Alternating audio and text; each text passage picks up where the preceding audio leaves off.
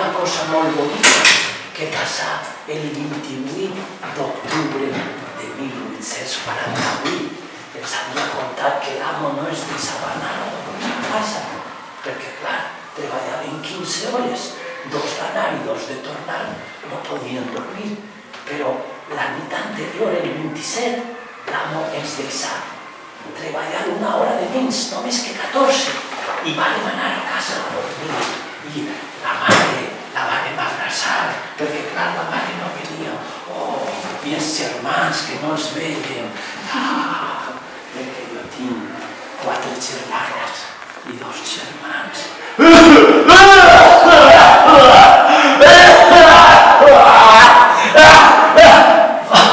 Disculpen, és que la tici és molt forta.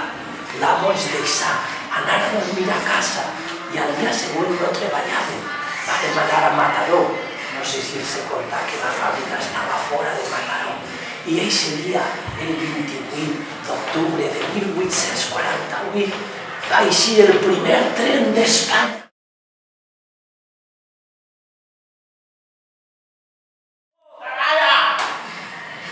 I l'amo estava content perquè les matèries primeres ja podrien arribar en tren fàcilment i el producte elaborat, tot el que fèiem nosaltres també. Això va ser un dia molt bonic, però el dia següent tornàrem a la fàbrica a treballar. I aquest dia vas viure una experiència molt forta. Mirant-me a vostè me'n recorde d'eixa xica de 15 anys, l'Eleonor. Ella tenia els cabells com vostè, molt llargs, i se li van enganxar a la màquina, i se li, com si fos el fil, i comença a cridar: no vull morir, nosaltres anàvem ràpidament a per unes tisores, però quan vàrem arribar, el cap ja l'havia desaparegut, tot sa. L'Eleonor es l'estimava molt. Un altre dia, un xiquet de 6 anys, d'eixos que van replegar tota la llana que cau entropessat, i la màquina li va cegar tota una cama. Era un company meu. I després l'amo el va acomiadar perquè ja no servia per a treballar. Però us parlaré d'un accident més brutal encara.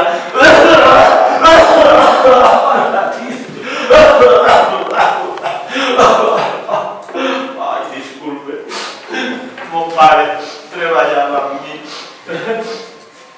i li va caure de dalt una pesa de 100 quilos. Li va trencar el braç i tota l'esquena. Jo vaig córrer i vaig anar corrents. I la mà que encara tenia li la vaig agarrar. Parlar i em digué: Miquelet, endavant, dóna-li un bes a la mare i als germans i dis-los que s'estimen. I va pronunciar la paraula, però no va acabar. Oh, pare, morir!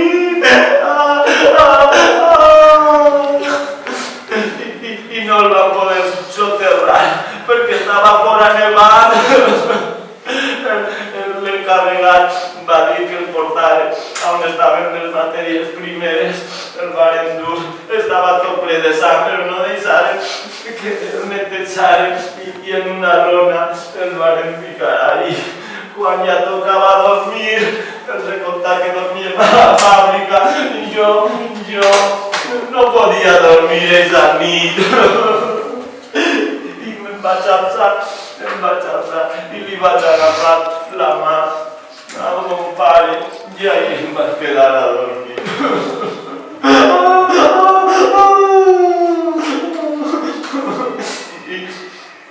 I van passar 3 dies. Al final deixar de nevar i ja van poder soterrar-lo i deixaren a mi que cavara part de la fossa i quan ja el van portar jo vaig ser el primer que vaig tirar en la pala. Oh, mon pare. Oh, vinga ma mare i els germans. Mon pare li deia Miquel com a mi. Papà. Però calia treballar. I jo vaig pensar. Ma mare no els he dit el nom, Júlia. Ma mare no és de Mataró, ja és d'Alcoy, grans. Després Rosa, de 13. Jo que tenia 10, no, crec que no els he dit quan morí mon pare, a 1850, quan jo tenia 10 anys. Després el meu germà Andreu, de 7, i Esteve, de 5, Montserrat, de 2, Júlia, de 1, i ma mare estava embarassada de 3 mesos quan va morir mon pare. Aleshores ella va decidir de tornar al Alcoy a dir. Va ser una cosa molt emocionant. Recordem ese dia que es va inaugurar el ferrocarril de Mataró a València, vam agafar aquest tren i jo per primera vegada i va començar el tren a manejar-se i era molt emocionant, però després, saben què passa? Que anava a molta velocitat, anava a 20 per hora, inclús a 25, i jo em vaig manejar, i serien conseqüències irremeiables, però jo m'ho vaig passar molt bé. Vam eixir de vesprada,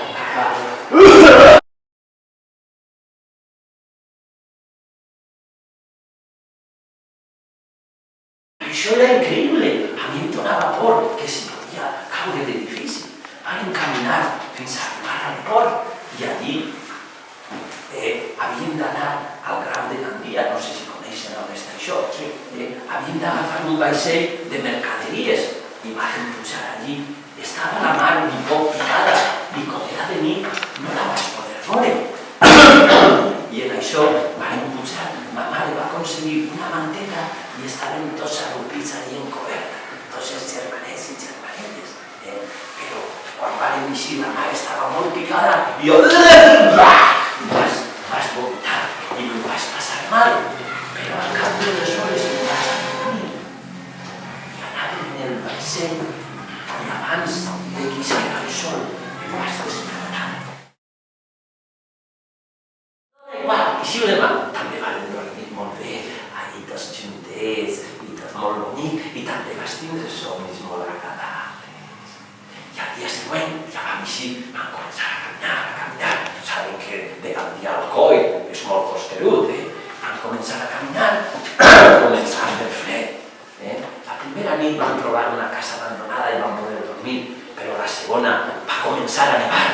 El burro se va quedar estacat, no podíem avançar, Andreu s'havia fet mal, teníem que dur-lo, i el xiquet, la xiqueta, i pensaven que ja era el final perquè s'havia posat a nevar, s'estava fent de nit, i vam trobar a una dona, i aquesta dona, molt amable, ens va dir, vingueu al mas i podreu dormir.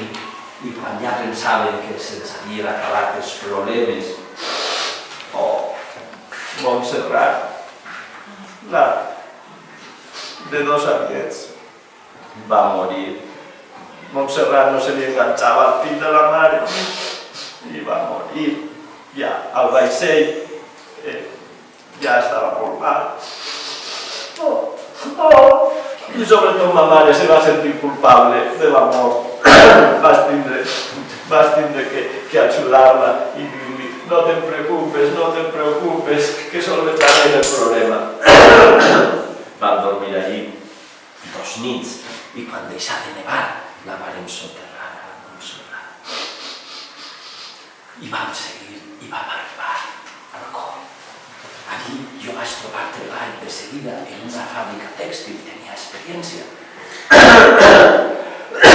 La fàbrica Raimon Carbonell, no sé si la coneixeran. El burgès, l'amo, és el que ens deixa els diners per a fer el viatge, però se n'aprofitava ma mare. Bé, jo vaig estar allí treballant i van passar els anys, ja 1850, 55, al 1860, jo tenia 20 anys i anava molt al carrer del Vidre, on hi havia una caseta i es reunien els obrers, era de la Primera Internacional, i un dia estaven discutint de fer una vaga.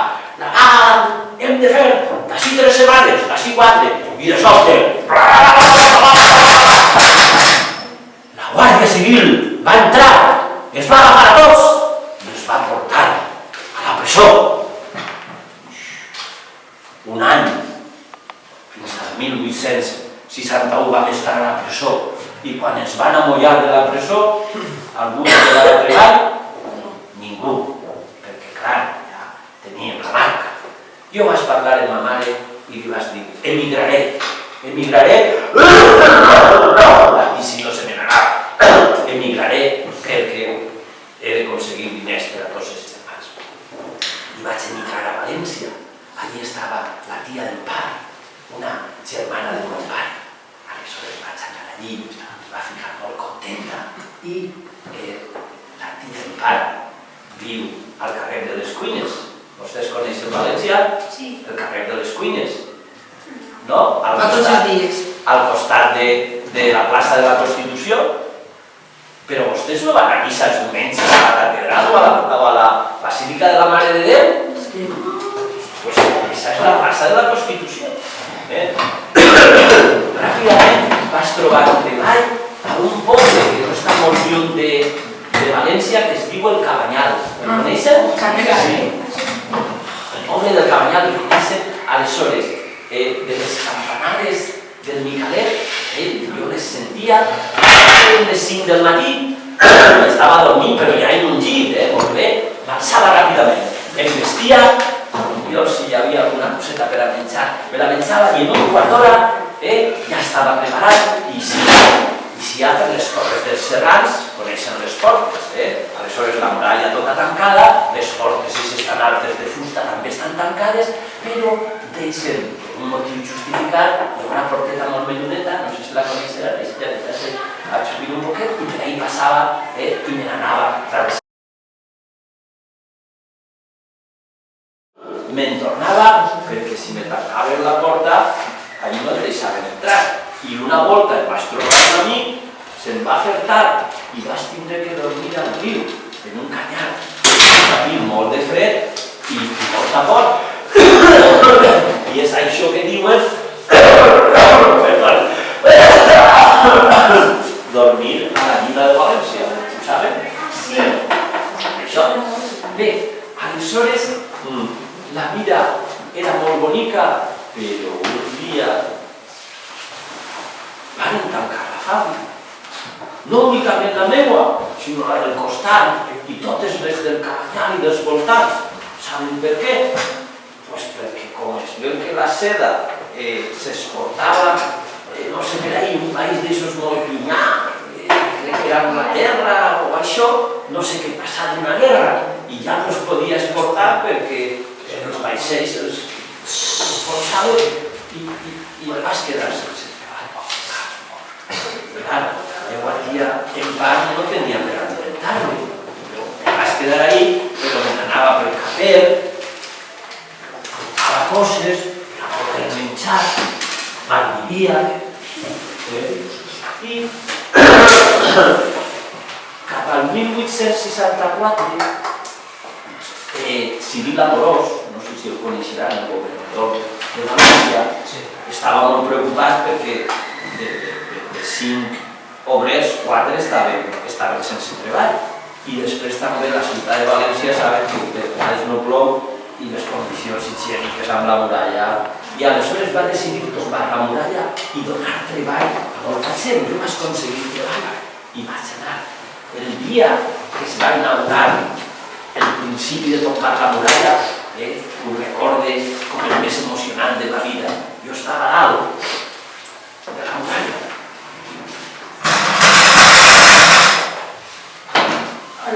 I allí baix estava Ciril Amorós i molta gent congregada.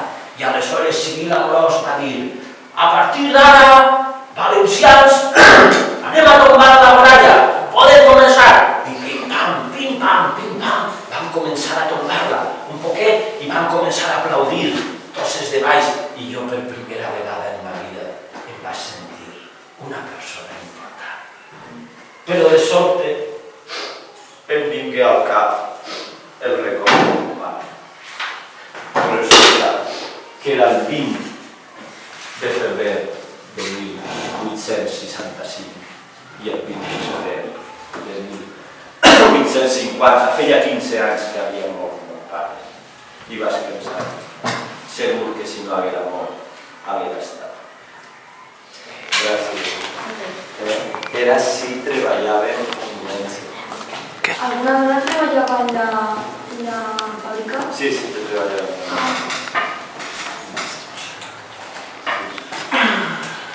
És veritat que les dones cobraven menys que els homes? Sí, les dones. Molt menys?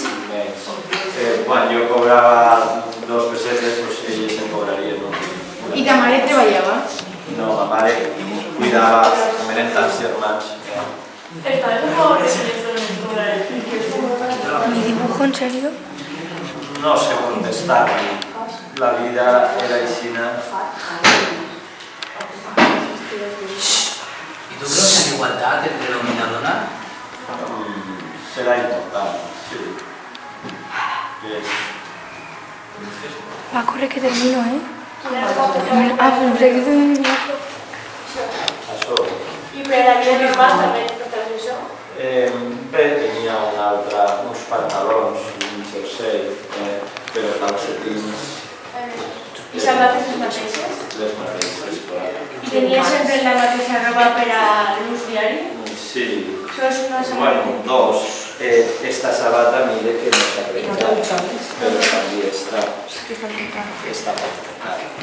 Vos duchàveu? I què és això? O vos tiràveu al riu, vos tiràveu aigua per damunt? Un poquet d'aigua per damunt, sí. Però Però cada quan... Quan tornàvem del treball, doncs un poquet això, i ja estava. Però us ficàveu sabó? Sabó, què és? És com un líquid espès que s'utilitza per a netejar-se, com així dir-ho. Ah, això que se gasta per a la roba? Sí. Més?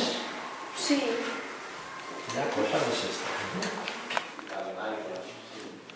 Que tu vas parlar de que tancaven les fàbriques de seda perquè no se podia exportar per una guerra. Què guerra era?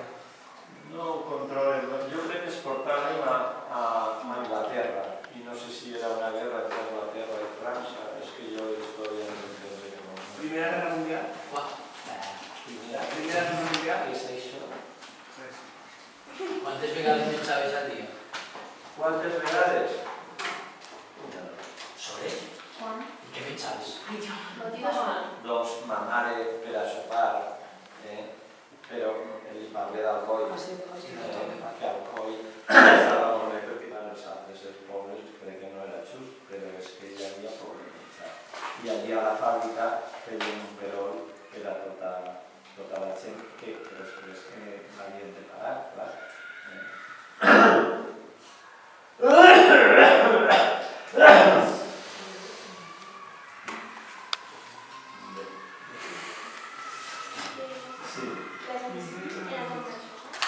La tici no, la tici el que passava és això, que la gastaven pràcticament tots perquè era el excessos i quan respiraven, clar, i d'ahir passava els pulmons i provocava. I alguna persona que estava revoltada es moria de tici? Sí. Sí. No hi havia medicaments o alguna cosa per a la tisis. Alguna cosa, No però... l'anaven al metge. Clar, però qui pagava el metge?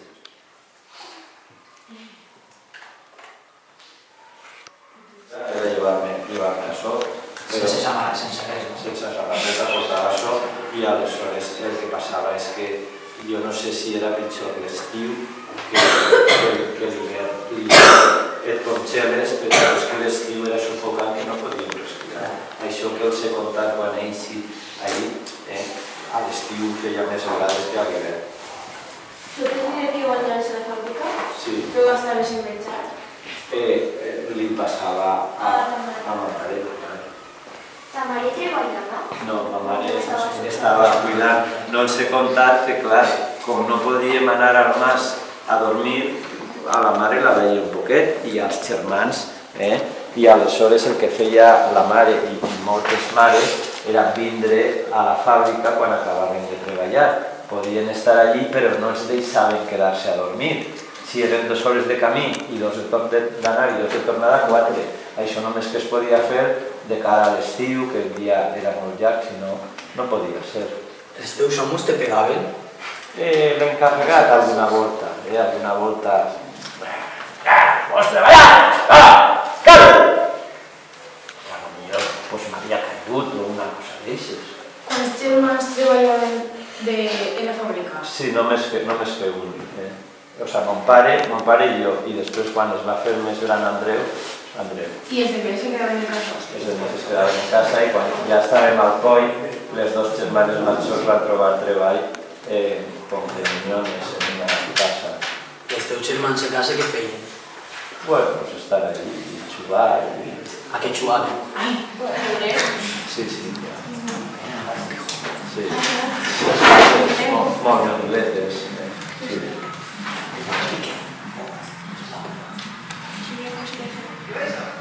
Bé, he de dir-los que m'he sentit molt a gust amb vostès.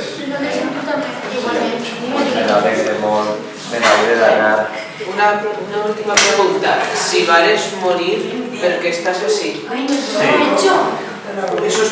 perquè havia de contar la meva vida, que és molt important. No volien això,